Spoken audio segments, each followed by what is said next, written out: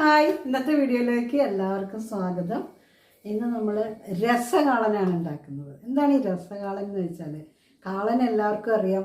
അപ്പോൾ അതിലും രസം ഉള്ള ഒരു കാളനാണോ ഇതെന്നൊക്കെ പലർക്ക് സംശയം തോന്നാറുണ്ട്.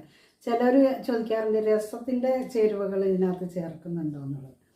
സത്യം പറഞ്ഞാൽ 2-3 ഇൻഗ്രീഡിയൻസ് കൂടുതലാണ് നമ്മൾ കാളൻ വെക്കുന്നതിലും വ്യത്യാസം. പക്ഷെ നല്ല ടേസ്റ്റാണ്.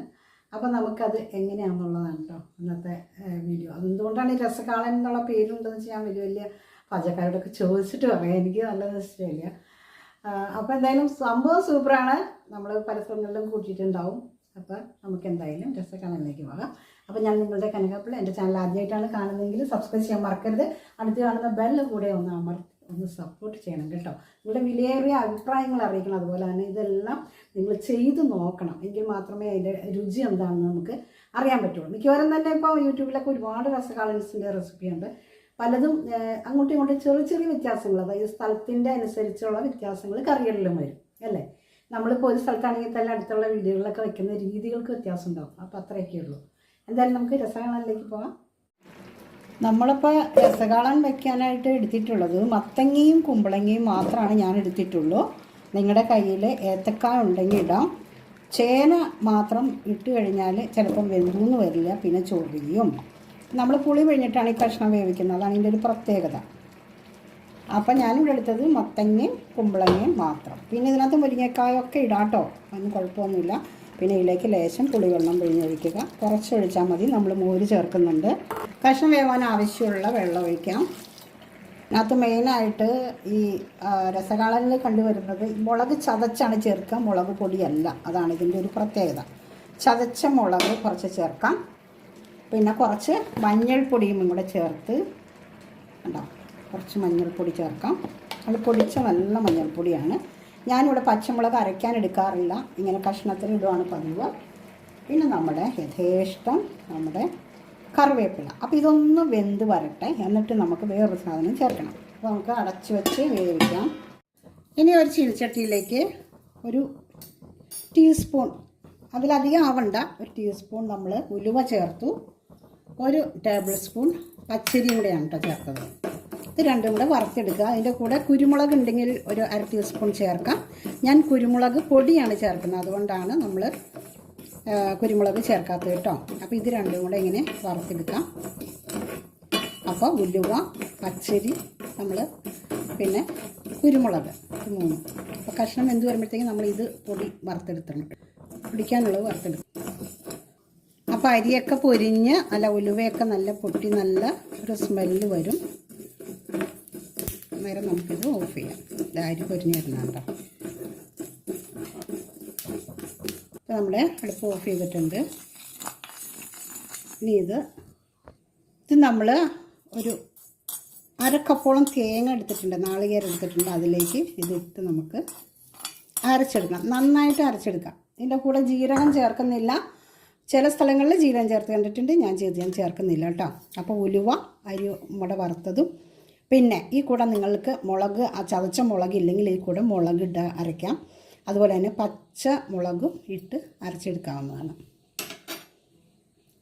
ഞാനിതിൽ കുറച്ച് കുരുമുളക് പൊടിയും കൂടി ഇടുന്നുണ്ട്. കാരണം കുരുമുളക് ശരിക്കും പറഞ്ഞാൽ ആ കൂടെ നമ്മൾ വറുത്തെടുത്ത് പൊടിക്കേണ്ടതാണ്. ഞാനിപ്പോൾ അത് അല്ലാതെ തന്നെ പൊടിയാണ് ചേർത്തത്. ഇനി നമ്മുടെ കഷ്ണങ്ങൾ എന്തായെന്ന് നോക്കാം. വെന്ത് വരുന്നുണ്ട്. അപ്പോൾ ഇതിലേക്ക് ഞാൻ ഉപ്പ് ചേർത്തിട്ടുണ്ടായില്ല കേട്ടോ. അത് ശരിക്കും പറഞ്ഞാൽ വിട്ടുപോയതാണ്. ഇപ്പം ചേർത്താലും മതി. അപ്പോൾ നമ്മൾ ഉപ്പും കൂടെ ചേർത്തു കുറച്ച്. പിന്നെ നോക്കി ഒരു കഷ്ണം ശർക്കര ചേർക്കണം. ശർക്കര ആദ്യമേ ചേർത്താൽ ചിലപ്പം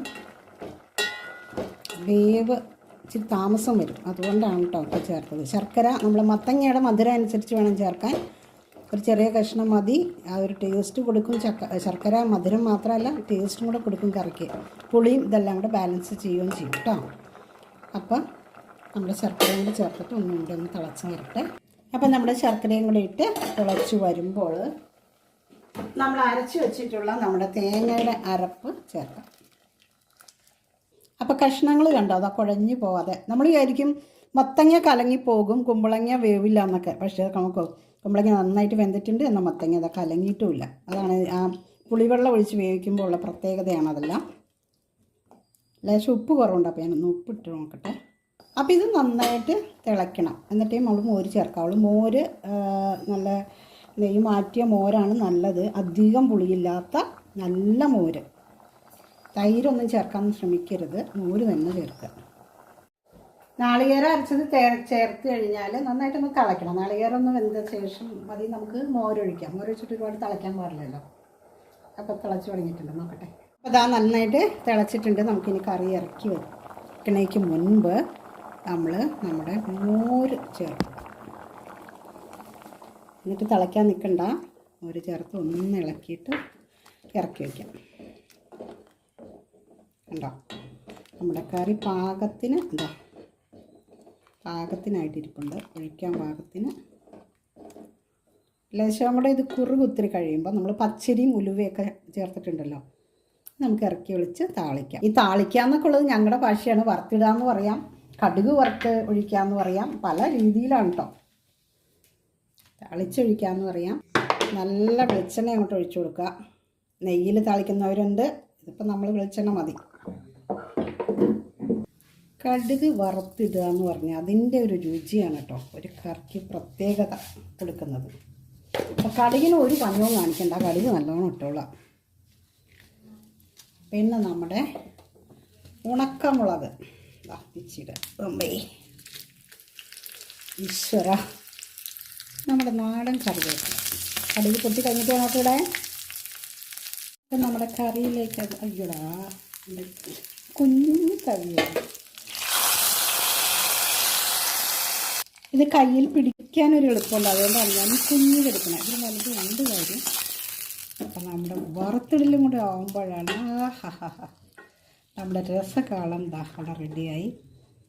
ഒരു പറ ചോറുണ്ണാന്ന് പറയും. ചെറിയ മധുരം, ചെറിയ പുളി, മോരിൻ്റെ രുചി, പിന്നെ നമ്മുടെ എന്താ പറയുക വറുത്തിട്ടതിൻ്റെ ടേസ്റ്റ് എല്ലാം കൂടെ ഒരു ഭയങ്കര രസമാണ് കേട്ടോ. അത് തന്നെയാണ് രസകാളൻ. ഓക്കെ, അപ്പം നമ്മുടെ രസകാളൻ ഇവിടെ റെഡി ആയിട്ടുണ്ട്. അപ്പോൾ എങ്ങനെ ഇഷ്ടമായോ? അപ്പോൾ ഇത് വെച്ച് നോക്കുമല്ലേ, ഒരു സംശയം വേണ്ട, വെച്ചോളൂ. നമ്മളെപ്പോഴും മോരുകറി കൂട്ടുന്നവർക്ക് ഒരു വേറൊരു രുചിയുടെ ഒരു ഇതും കൂടെ നിങ്ങൾ അറിഞ്ഞിരിക്കണം. അപ്പോൾ അത് തന്നെയാണ് രസകാളൻ. പേരിട്ടത് ആരായാലും അടിപൊളിയാണ്, പറയാതെ വയ്യ. ഓക്കെ, അപ്പോൾ അടുത്ത വീഡിയോയുമായിട്ട് വീണ്ടും കാണാം.